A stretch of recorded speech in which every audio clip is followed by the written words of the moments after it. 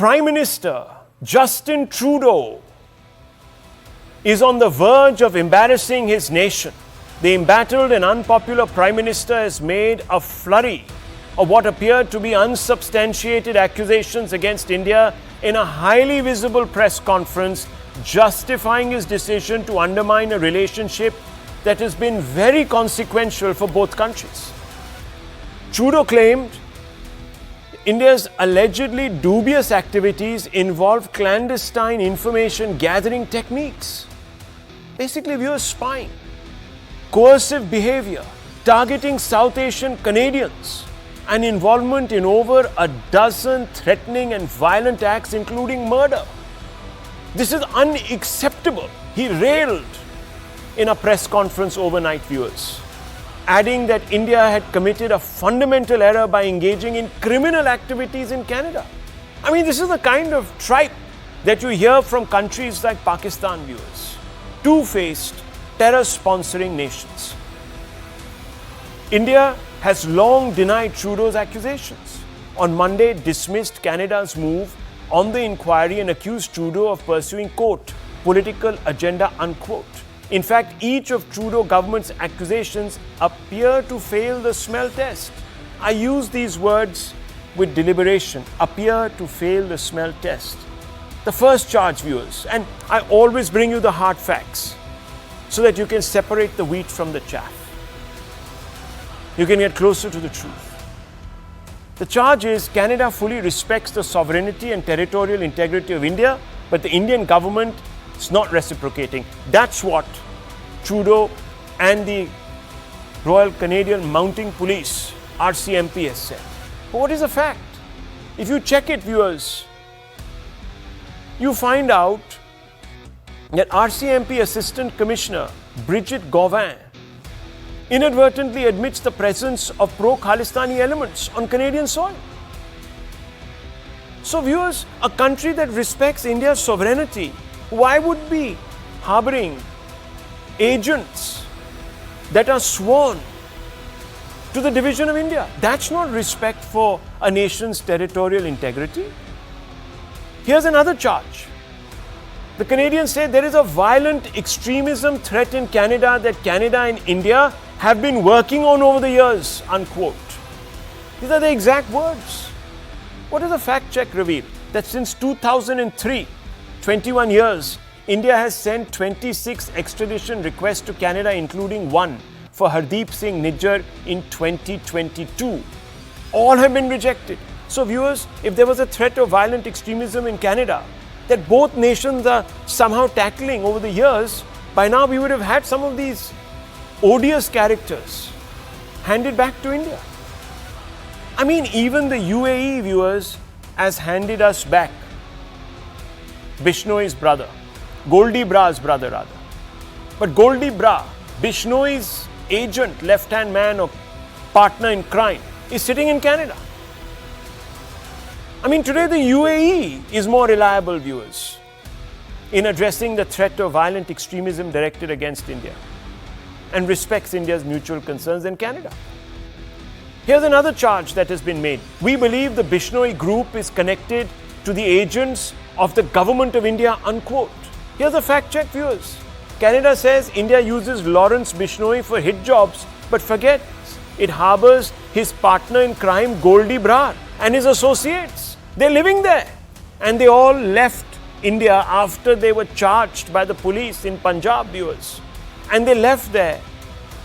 They got there. They got citizenship there. They got the right to remain there after Justin Trudeau came to power. Here's another charge. FBI and RCMP sharing all information that is prosecutable. There's a fact check. When US intelligence has information about pending assassinations, it warns not only friends but also adversaries in advance, viewers. And there are several examples of this. Just look across the border in Pakistan. Several times Pakistan has been told. Even Iran has been warned in advance. Why wouldn't the Americans have warned in advance India, one of their closest allies? Here's another charge. made by Canada, the use of organized crime by India to create a perception of an unsafe environment targeting South Asian community in Canada. Here's a fact check. Canadian intelligence report itself listed Khalistanis as one of the top 5 terror threats in the country, in their country, but later watered down their claims. Under pressure from whom? From MPs, members of parliament, of Trudeau's party. This is all on record, viewers. It is often said that patriotism is the last refuge of the scoundrel. And Trudeau, who is today a deeply unpopular leader on the verge of being booted out of office, is looking for a scapegoat to claw back some public goodwill. I don't know, viewers. But he looks to have found a scapegoat in India. I mean, can you believe it? Many analysts, opposition party leaders, and even some in Trudeau's party are saying that the Canadian Prime Minister has made a huge mistake in compromising Canada's long-term strategic interests by letting political compulsion dictate his government's approach to ties with an influential, responsible foreign power like India. What are these compulsions? Let's have a quick look. Lowest ever popularity ratings mar re-election prospects of that man. Trudeau lost a Toronto federal seat that his party had held for 30 years. Trudeau lost a crucial by-election in his party's Liberal stronghold in Montreal. Post-COVID-19, sky-high inflation in Canada, unaffordable housing, soaring crime rates, sagging public healthcare system. Khalistan apologist Canadian MP Jagmeet Singh's party, the NDP, withdraws support, leaving Trudeau's government flailing on the ropes. Trudeau needs 6 support that are influential in 25 parliamentary seats. Is this the reason why he's sucking up to them in this rather bizarre, opportunistic political gamesmanship, viewers? Let's open this up. Let's ask some fundamental questions this evening. I want to first begin with Michael Rubin, because this is a fundamental question, Mr. Rubin, and I have to ask you this question. Are we seeing Mr. Trudeau scapegoating India for vested political interests, as the Indian government seems to believe, and in the process, has he ended up embarrassing Canada? Yes, absolutely. You know, not only the Indian government believes this, I think almost everyone else does. As you said, when the United States has smoking gun evidence of pending assassinations, we warn even our enemies in advance. I suspect what happened now was simply that after the Najjar assassination, the United States said, let's give you whatever raw intelligence we have, smoking gun, but perhaps it can help. And Justin Trudeau, because of his own ego, decided to throw Canada's foreign relations under the bus and now wants to hide behind CIA secrecy. And that's frustrating the Americans to no end.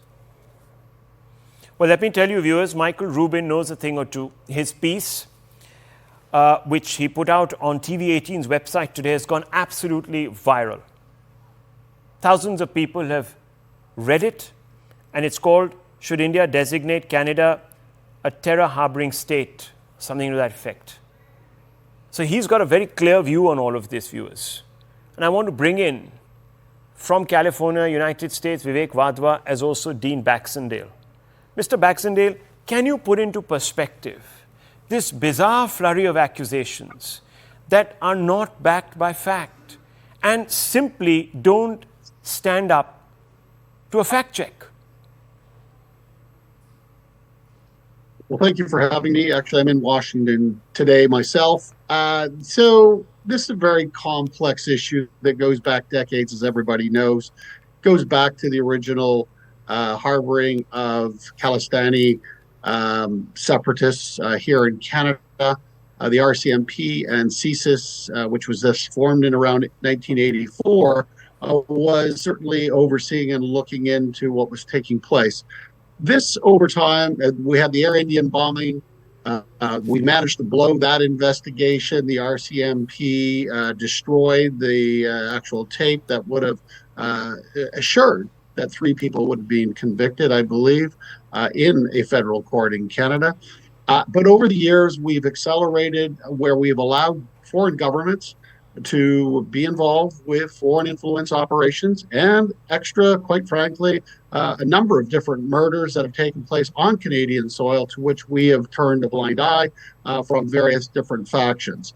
There's no question, though, that the Indian government has been involved with foreign influence and foreign interference in Canada, just as the PRC and other malign states. It's unfortunate that India is having had to take its process and its policy to Canada to try to get some action. I will say this, though, I don't believe that the RCMP is making up lies at this particular point in time. However, the weaponization of this by Justin Trudeau in the public forum does leave something to be desired. And ultimately, this is not a way in which to engage publicly, let alone behind the scenes, with an ally such as the Indian government. Okay, you're sort of suggesting that India's malign interests in Canada, and you've sort of bunched us up with a non-state sort of actor like PRC. I mean, I find that strange, but Vivek Vadva, how do you respond to this charge that India is irresponsible, it's doing things inimical to international law? I disagree with that, by the way. I actually agree with Michael Rubin that India should have Canada designated as a state sponsor of terrorism, because that's exactly what they're doing. And the leader in exterminating terrorists is the United States. I mean, look at how much pride we took in knocking off Osama bin Laden in Pakistan. Israel is doing the same right now with Hezbollah and Hamas. Yes, Russia does it and China does it. But the fact is that India should be very, bold and forthright about it, saying that if you're going to kill our people, if you're going to be killing innocent civilians, we are going to take action wherever it might be. And we will launch strikes in your country and eliminate the terrorists. Why is India afraid to do that? Mr. Baxendale, I want to ask you this because Trudeau is tracing an arc that goes all the way back to his own father. This is not something new, giving refuge to individuals that are plotting the dissolution of India that has emerged from the shadow of one of the most debilitating insurgencies in Punjab. I don't think you understand, Mr. Baxendale. Imagine if every Quebecer were to suddenly turn into an conflict entrepreneur, pick up a gun, and shoot up some of innocents in Quebec who are unionists, and decide that, look, we're going to take on the state there. How would you respond to that, number one? And what if India, it later turned out, was funding them, was giving them safe passage, etc.? Yeah. So, as I said, the Canadian government for decades has not addressed a lot of foreign interference inside our own country, has not dealt with terrorist threats and separatist threats that have fundraised, have ultimately done their own interference in states like India and other nations. We have not been tough on this. There has been warnings. The NISCOP report from 2019 identified the issue with respect to the Indian government, and that comes from a report last year through the Bureau out of Ottawa and also the Globe and Mail. This is a very complex situation. Canada needs to address this is not complex at all. Soil. This is not complex at all. I mean, there is, and I want to bring in Mr. Rubin. Yes, it is. I sense that there is a racist exceptionalism here, that we can pursue, the Great West can go into the East, it can go in for regime change in countries like Iraq, it can go and destabilize Syria, it can go into Afghanistan, it can go into, through proxies, even Iran. I'm no fan of any of these regimes, let me tell you this. It can meddle in Bangladesh because we're creating some sort of a virtuous, democracy, etc., etc. But when India decides, okay, I'm not saying that we have. I'm just saying, if we are not getting cooperation and you have to resort to certain tactics, then India becomes lumped with non-state actors, all sorts of weirdos in the world which are autarkic states, etc. You know, Rahul, I hear exactly what you're saying, and I don't disagree with it. It's that sort of inconsistency which erodes Western policy. But I look at, in addition, two other juxtapositions which I think are relevant. One is the Panun case in the United States, where the Indian government has said, you know, there is something there. In fact, we're taking action. There's an Indian delegation in Washington, D.C. today to talk about this. And so for those in Canada, those like Justin Trudeau, who say the Indians don't take this seriously, well, they take it very seriously when it comes to the Panun case. Maybe the problem is there for Canada. The other thing I want to point out is, let's go back to the Mumbai attacks in 2008. 2 Canadians were killed in that. And do we see Justin Trudeau withdrawing the Canadian High Commissioner to Pakistan? No. And that's one indication that this, when you juxtapose the treatment of Pakistan and the treatment of India, it suggests that what's driving Canada right now is partisan political politics, Justin Trudeau's ego, rather than national security policy. Okay, so Mr. Vadhva, how should India respond? There's been a tit-for-tat response at the diplomatic level. Does India need to go further? Because Mr. Trudeau certainly isn't backing off. I would go on the warpath over here. Why hesitate to call Canada, a nation that sponsors terrorism? And why hesitate to say that we will send out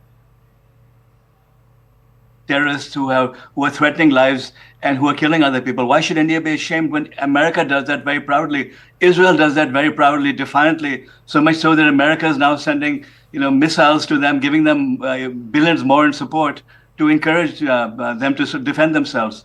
India needs to take a strong stand and be bold. Why should India be ashamed? Why should India be hiding and pretending that it's going to tolerate this? It shouldn't tolerate this. So we should shame Trudeau's Canada. That would be ratcheting it up diplomatically, Mr. Baxendale. That's the next step. Would you say that Canada has any defense if India were to actually make that claim? I think Canada has a lot to account for with respect to foreign interference in our country and not addressing and actually having a very resolute and forward-thinking, first of all, Asia-Pacific policy, and quite frankly, foreign policy in general. I think that, India is going to take the actions that it feels are necessary to defend its reputation, and Canada will do what it believes it needs to do right now. I think that the change of government is probably imminent in Canada. Certainly, politics is playing into all of the calculations by the Trudeau government, and also to deflect responsibility for their lack of moving forward on foreign interference after years of not taking CSIS, Canadian Security Intelligence Service reports seriously. So this is what we have now. No, my question was specific. We've created Do you think that India should designate Canada a terror-sponsoring state? Simple question. Absolutely not. We are not that at all. That's absurd. How do you explain that? I mean, you have all sorts of skullduggerous characters. In fact, let me tell you, viewers, that the person who overthrew in Bangladesh a democratically elected prime minister, you could quibble with the fairness of that election, was given shelter in Canada.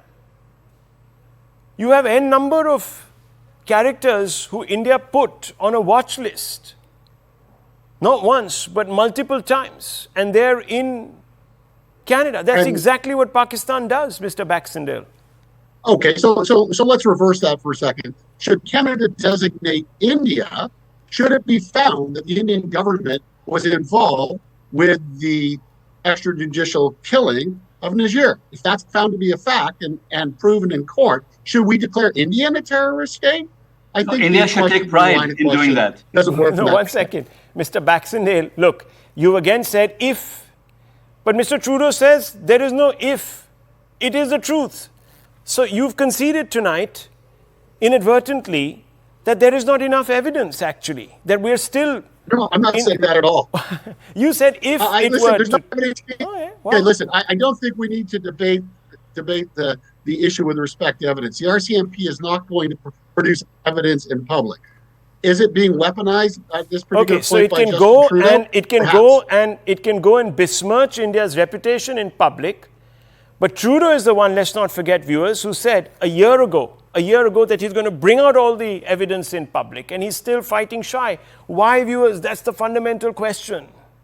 I leave it to this, viewers. Over the next few days, we're going to discuss how India is going to have to respond to make sure that Canada ends its strange policy of harboring insurgents.